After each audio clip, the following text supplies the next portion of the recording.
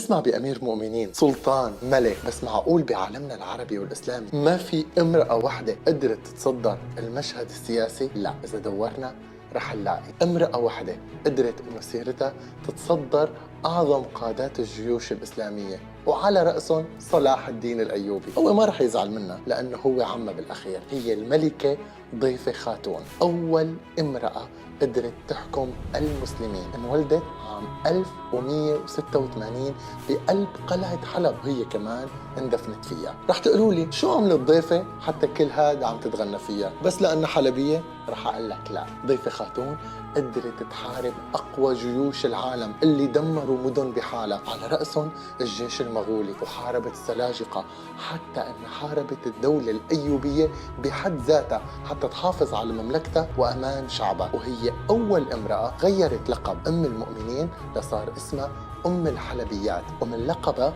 استوحت الدولة العثمانية لقب الباب العالي، لأنه كانت تختم أوراقها ورسائلها الرسمية باسم الستر العالي الخاتوني. رح تقولوا يمكن التاريخ ما ذكرها كتير، رح أقول لكم لأنه امرأة تستاهل أنه نضوي عليها ونحكي عنها، لأنه لازم نعلم بناتنا يكونوا مثل ضيفة، أقوياء ويواجهوا جيوش العالم بدون ما يخافوا.